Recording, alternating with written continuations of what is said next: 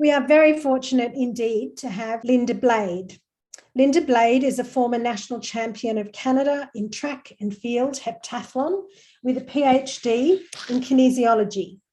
It is acknowledged by those who live and work in Edmonton, Alberta, that they reside on Treaty 6 land, the traditional territories of the Cree, Dene, Stoney, Saulteaux and Blackfoot First Nations. For the past 26 years, Coach Blade has run a private consulting business as sport performance professional coach in Edmonton, Alberta, working with athletes in over 15 sports, beginner to elite. Since 2014, Linda has also served as president of the board for Athletics Alberta, where she has a duty to represent the province of Alberta at Canadian national sport policy meetings. In a bid to increase public awareness of the threat posed by gender ideology, Linda has partnered with journalist Barbara Kay to author a new book titled UNSPORTING: How Trans Activism and Science Denial Are Destroying Sport. So look out for that one. Would you like to introduce yourself and give us some details of your involvement in advocating for women's sex-based rights? Thanks. I am a coach of track and field and sport performance, as Janet read, here in Edmonton, Alberta. That whole career I've had was thanks to a scholarship at the United States University of Maryland with a full NCAA scholarship. I was Canadian champion in heptathlon. In fact, I was competing with Jane Fleming in Europe and in many different places during that time. And some of you from Australia might know Jane Fleming. So since then, I also have acquired a bit of a leadership role as president of track and field in Alberta, Athletics Alberta. And it was in my involvement, and I'll explain that later, but it was my involvement in the policy meetings that led me down the rabbit hole of gender ideology and self-identification of males into female sports. And so the frustration surrounding that caused me to partner with journalist Barbara Kay and write a book. And so, that's basically my story. What made you first realize transgenderism is a threat to women's rights? Well, I believe it was in a meeting in January of 2018 where I was asked, as one of the presidents of the province, of one of the provinces of Canada, that I would be on a gender committee. And of course, I being the token woman, because everybody else in every other province, every other president was male. And of course, they had to put a woman on a gender committee. And so they said, well, we're starting to try to formulate a policy surrounding participation. And of course, with my PhD in human biology, it was kind of confusing because I'm thinking, well, why would you do that? Like, we have males and females. And so I started reading the document that was coming out from on high in Canada, where it was saying that really what we ought to be doing is allowing athletes to identify into any category they want at any time. In fact, the policy that I read at that time continues to be the most extreme policy in the world of sports, far more extreme than the IOC.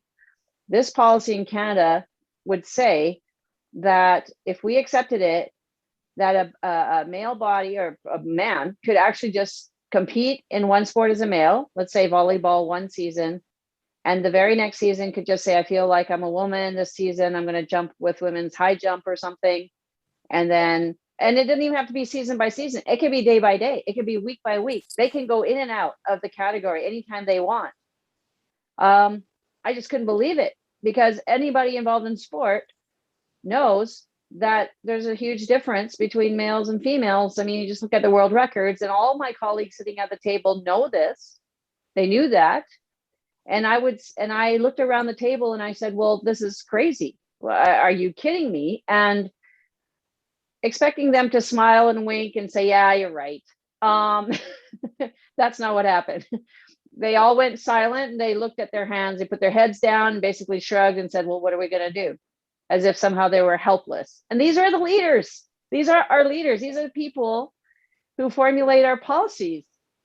And for me saying, no, this is not appropriate and it's not right, I mean, it was sort of like I was the inconvenient person in the room. And so in that moment, I realized that the stone cold silence of peers and the immediate feeling like somehow I was the person who was the bigot and doing something wrong when I was clearly right, it just propelled me to get more involved, because you can't stand for that kind of insincerity and basically lying.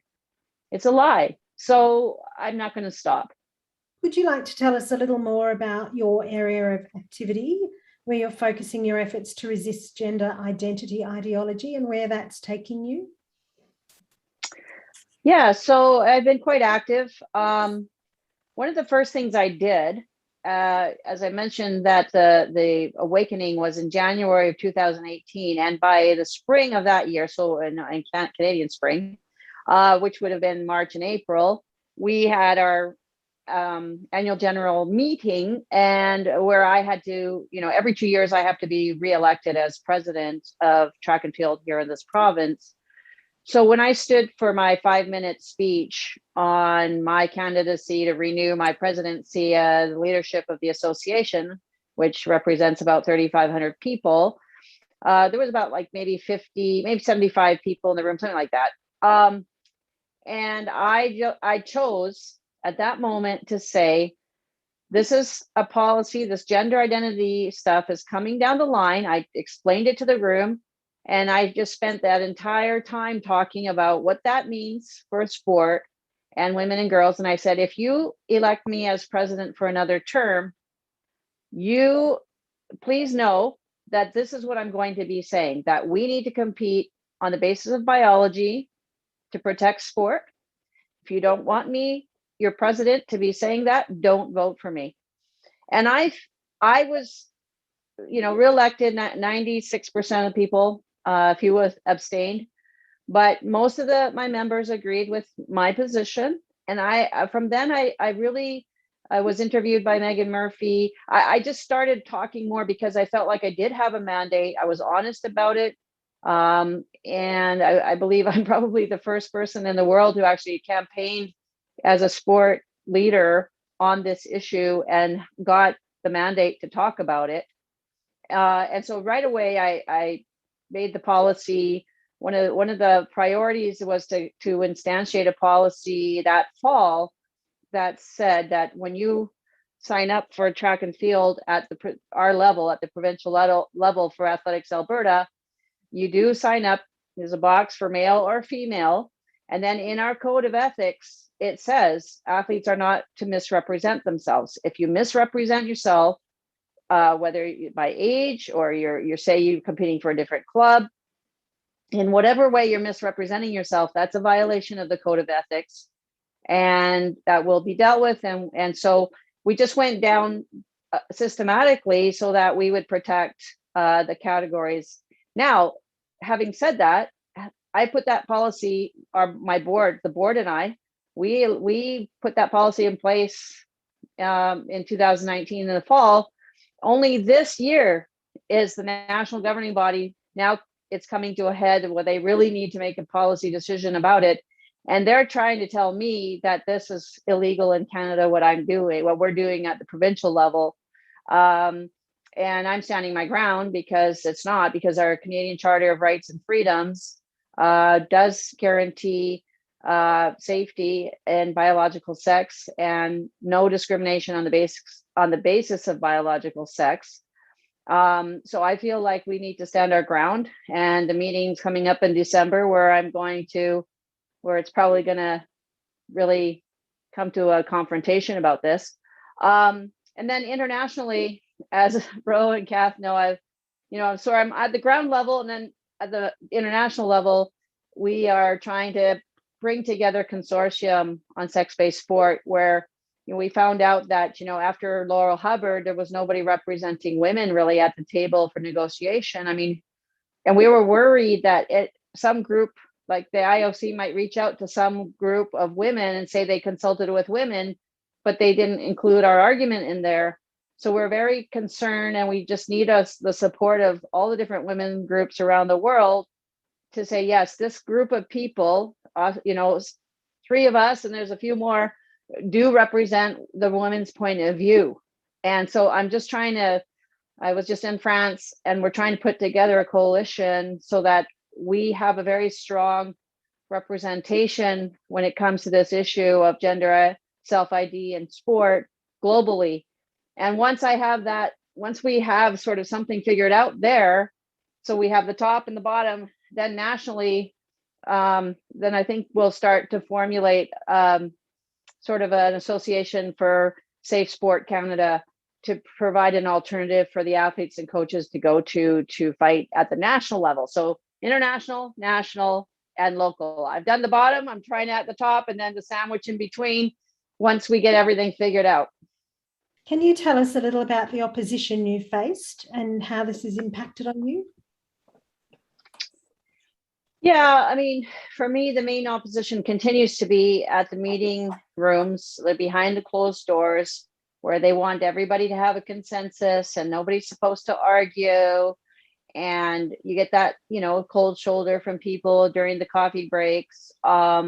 It's what's really fascinating is early on, I think it was in December of that 2018, we had an annual general meeting of the Canadian Athletics Canada in Vancouver, and we were meeting in a hotel, and they brought a woman in who's supposed to represent Canadian women and sports. That's the one organization that's getting government funding to protect women's sports.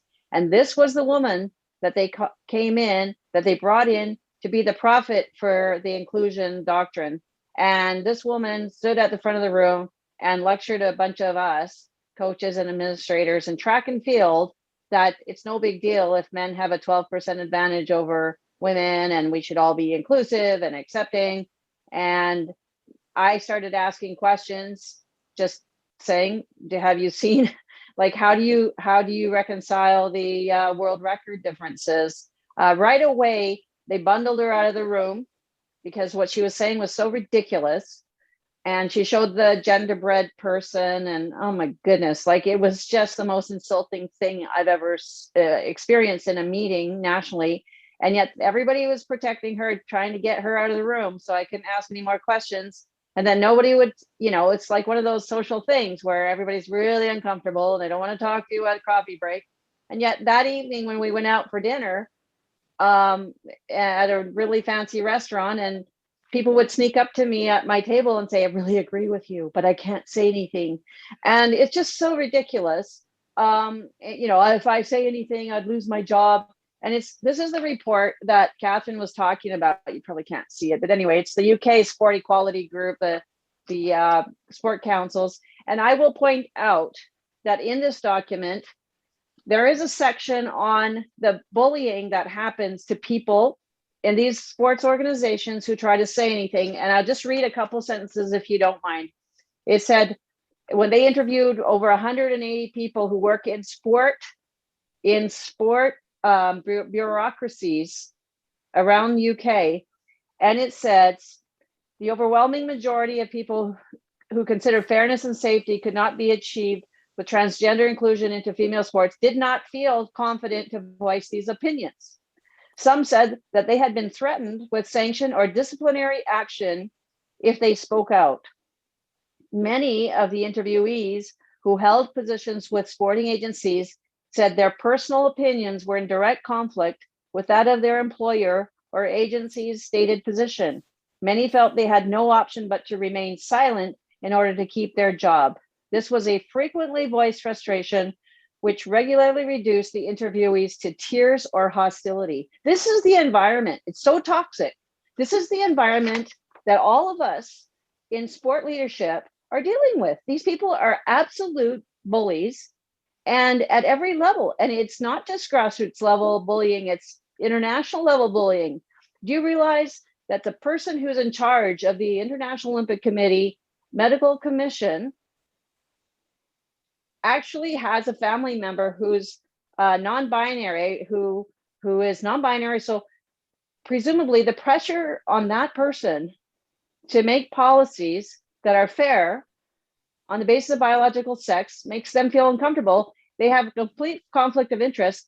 Can you imagine one person making policy for the entire globe of women in sport, millions of women, and he's being basically, his whole mind is made up because of a family member? Like this is utterly ridiculous. What are the next steps for you and your organisation? And do you have any suggestions for the Women's Human Rights Campaign, and particularly for attendees? What can they do? If any of you have family, friends, colleagues who have children at grassroots sports, as Ro has pointed out, you must try to talk them into being on boards of directors of the local sports associations so that their policies can be set in place to push back against this, insanity. Because I believe that the delivery of sport, no matter what anybody says, is by and large at the community, school, grassroots level. If you can fight that fight, you're probably going to have it won, because the IOC, the International Olympic Committee, and even the national sport governing bodies, they're just out there waiting for the product to come up from the bottom, it's all, I always thought, it's like there's a factory, like we have athletes in the factory at the provincial level, at our level, grassroots ground level. And it's like these guys in the leaders of the IOC and national governing bodies, it's almost like that they're standing at the exit of the factory door waiting for the next Ferrari to come out so they can make their money. And so when they make policy that affects what's going on inside the factory with how we're building and training up the athletes, and they act like they just act like they can say whatever they want, and the rest of us who are working on the ground have to deal with it. No, we can actually say, no, that's not what we're doing. And so I believe that's where the fight can be, and it has to be. And further to that, I would like anybody who can support financially or in any other way, support Save Women's Sports Australasia, support Save Women's Sports USA, or support Fair Play for Women in the UK. These are great international level, really outward facing groups that you can actually help. And if you have any desire to have a Christmas gift, go to unsporting.com, buy a family member my book on sporting, because it explains the insanity quite well, I believe, even if I say so myself. And it's really more than the Canadian perspective. And finally, when Ro, Kath, and myself and a few other women finally figure out how we're going to do this international consortium on sex-based sports, we need the Women's Declaration and all those members to be behind us. If we can at some point get our act together and have all the women's groups from around the world say they support us, then when we finally get to the bargaining table, we can literally say we have 100,000 women behind us. Like we need to be able to say, this is the women's perspective. Okay, that's really what we need to do.